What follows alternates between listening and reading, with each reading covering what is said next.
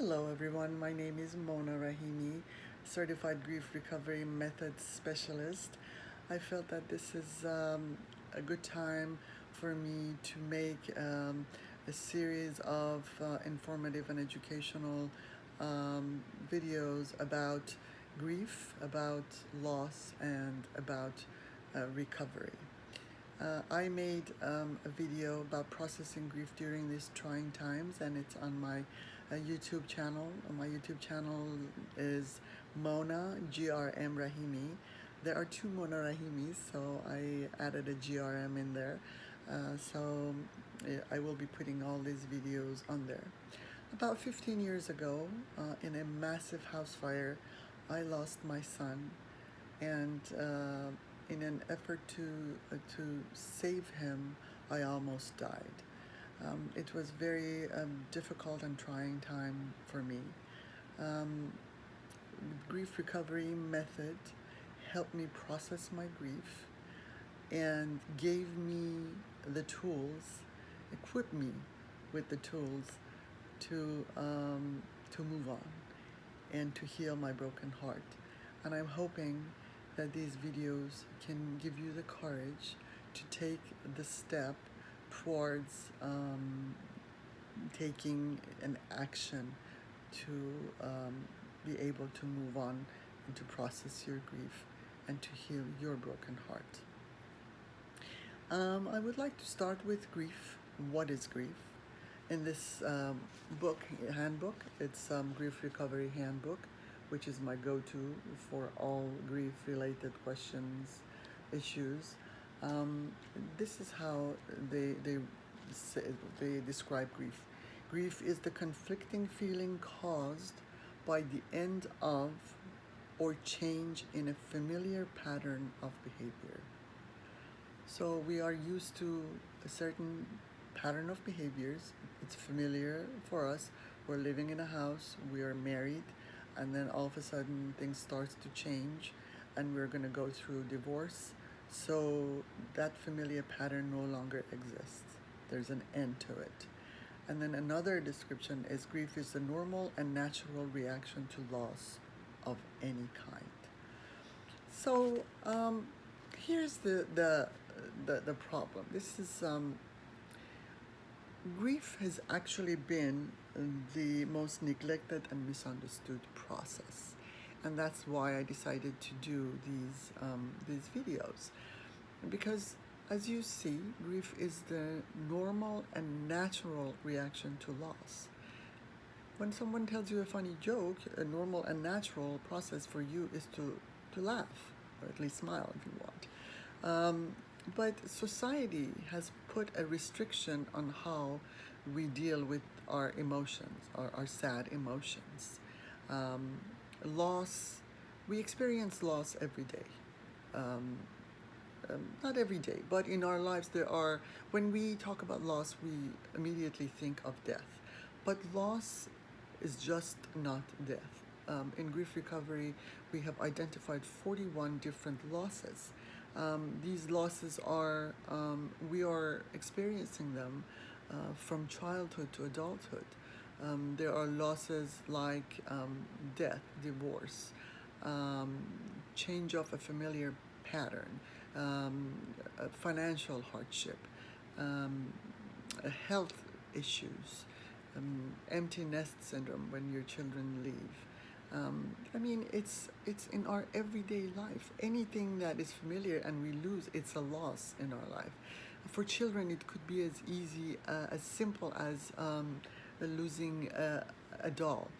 I was actually doing this program in a prison, and I was going over losses and kinds of losses. And when I mentioned, losing a doll, I noticed that one of the prisoners was all teary-eyed, and then he explained that when he was going from foster home to foster home at one of these foster houses, he had a stuffed animal, SpongeBob. And everybody started to make fun of him and saying that he was, I think, 5 or 6 or 7, and he was very attached to this. This was the only friend that he had through all these hardships, and people started to make fun of him. and he felt really bad, and he had to let go of that friend. And after all these years, he realized that this small loss that he didn't even think about has impacted his life a lot, and started a lot of grief and anger in his life.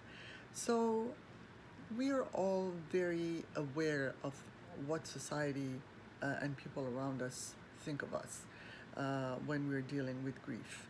So when we experience a loss, and let me just put in that losses are tangible, like the one that I just mentioned, and then there are the non-tangible ones, like loss of trust, loss of love, fear. I mean, these are all losses that you experience, and it's not tangible. But actually, loss of trust is one of the most important losses that impact um, individuals throughout their lives, and make a big difference in how they turn out.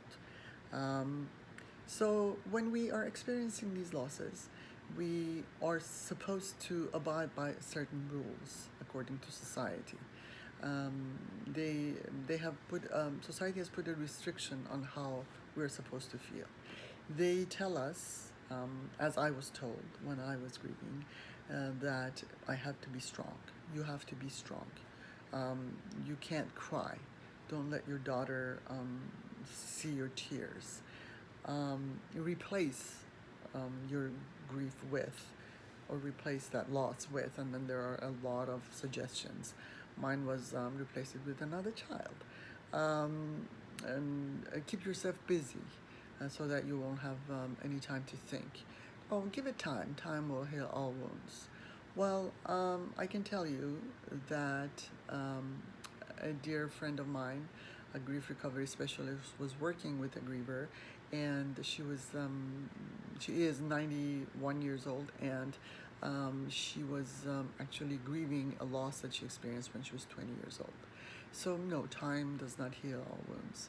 So these recommendations that we have been taught since our childhood, and it's been drilled in our brain, in the computer of our brain.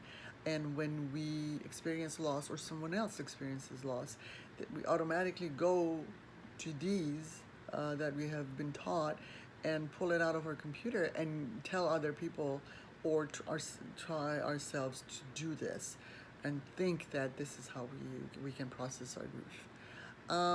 We call these myths because they're not true. They do not help at all. In Grief Recovery Institute, we have been helping grievers for over 40 years.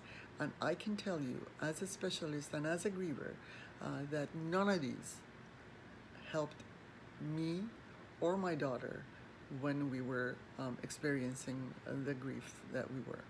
And it's really important for us to start to realize that the old ways are not working, and we need to replace them with new ways.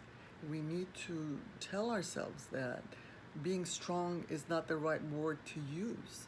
Um, we, as grievers, I mean, I was told that he's in a better place. That's something that we hear a lot as well. Well, maybe some of these are intellectually correct, but I mean, my heart is broken. So the tools that are are being handed out to me are tools that can be used by my head, but head is not the right tool to deal with this. Heart is. So one of the most important things that we need to learn is that actually unlearn our old ways, and realize that the old ways are not helpful at all. And let's read what Grief Recovery says about recovery. Actually, when the John James, who started Grief Recovery Institute, came up with grief recovery, people actually argued that those two words don't go together. Grief. I mean, I was told when I lost my son that, oh, you will never get better. I mean, the loss of a child is the worst. Well, yes. I mean, the loss is really, really hard and devastating, but that doesn't mean that it's a life sentence. You can get better. So they say that what is recovery? Recovery is getting better. Recovery is acknowledging that it is perfectly all right to feel sad from time to time and to talk about those feelings no matter how those around you react. So this is where um, I think a lot of our problems come from. We are very aware of what people um, think about us. We are aware of judgments. So when someone tells, I unfortunately, because I wasn't aware of this, I did that to my 10-year-old daughter when we lost my son. My daughter was 10, and I was the one who kept saying, "Oh, I mean, be strong for mommy." Why? I mean, the most appropriate feeling after such a major loss is to be sad. And I didn't know that that's what I should have said to her. That, you know what, for the time being, it is okay not to be okay. And let those feelings come up. There is no way around grief. You have to go through it to process it. One of my dear grief recovery specialists wrote an article. The title was "Are You Strong Enough to Be Weak?" So the word strength is not liked by grief recovery specialists. Um, and so there are times that you need to allow yourself to be what society calls weakness, to be sad, to cry, just process all those feelings that you are experiencing and verbalizing it, so that you can be able to move on. Um, Sometimes when like you have a broken leg and you want to get better, so you go to the doctor and the doctor gives you physical therapy. And I can tell you from experience, because in that house fire I was burned with third-degree burns, and I was actually, they had to graft the skin from my leg so I couldn't walk, and the doctor pushed me really hard to start walking after I came home from the hospital. And let me tell you, that was the most difficult thing that I had to do physically, because I mean, legs were bleeding, but I wanted to get back to a semi-normal life. I wanted to be able to to to walk, to drive, to do all the normal things that I had to do. So I forced myself to do that. I wish that at that time I knew that I had to do the same with my emotions. I found out later, and I learned. So sometimes for you to get better, you have to feel worse, and it's okay. And then sometimes, you get stuck in your story and you don't want to move on. And that's when you have to tell yourself that now it's okay to be okay. Um, so to process your grief, you have to be honest with yourself. You have to find uh, what is it that's not working in your life. Why is it that all of a sudden, there's a simple thing that happens to you, and then you start getting frustrated, and then you tell yourself, what happened? You ask yourself, what happened? Why did I react this way? Well, it's because of all the unresolved grief that you have experienced and pushed down during the years of from childhood to adulthood. And this, what we call in grief recovery, it's like a kettle that you put on a stove, and it's getting to a boiling point, but you have covered all the open areas, and there is no way to let the steam out, so the kettle will explode. We're exploding because of all our unresolved grief, and we need to, as difficult as it is, pushing them down as we have done so that we can pretend to that we are okay, and we can tell other people that we're fine. Um, it's not going to work. It's that that we have to bring it up. We have to identify. We have to discover the loss. Then we have to finish our relationship with that loss. That's when we're gonna get completed. We cannot, when we experience loss, um, we ask ourselves, what do I wish that were better, different, or more, and didn't happen at all? Or what are the lost hopes, dreams, and expectations that I am experiencing after this loss? This actually makes us, we do a lot of what ifs, and it's not just death, it's everything, every loss that we experience. We say, what if we had done that, then this wouldn't have happened. And so we start to live in the past, and we try to change the past, and well, it's not going to happen. We cannot change the past. So once we identify this lost hopes, dreams, and expectations that we expected from that relationship, and then we complete ourselves with this relationship, that's when we can move on. That's when those painful um, memories that we have, like there was just like a few memories that I just could not think of without my heart being, just really felt really, really bad, became bittersweet memories, and became fond and tender memories. And this is what grief recovery can help you with, to transform these painful feelings. Um, so if you think that any of this information that I gave you could be helpful, you can contact me. I am certified to do this program online. It's a few session close-ended program. It's not just talking. You have to take action. You have to do things to be able to finish your relationship and complete your relationship. Contact me at Mona Rahimi GRM at gmail.com. Mona Rahimi RAHIMI Grief Recovery Method at gmail.com, or even contact me or text me at 818-458-4054.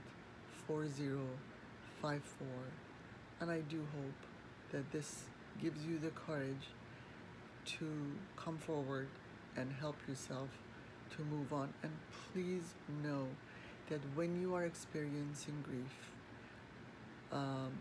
at any kind of loss, losing that doll in that childhood, you do not compare your loss with other people. People cannot belittle what you're feeling. Right now, maybe you're feeling, because of the quarantine and everything that is happening, that you're feeling all these sad feelings, and maybe your parents tell you, well, be grateful, blah blah blah. No, those are sad feelings that you are feeling them at 100% of its strength. So they're real, and you need to feel them, and you need to tell yourself that yes, I'm sad because I'm missing my graduation, or my wedding, or my ceremony, whatever. So there is no belittling one person's loss because somebody else's loss, according to society, is bigger. We all feel it. We are individuals. Someone else might have lost their son, but I probably cannot even begin to comprehend what they're feeling, because they're individuals and they're unique. So contact me if you think that I can help you. Thank you for listening, and be safe out there.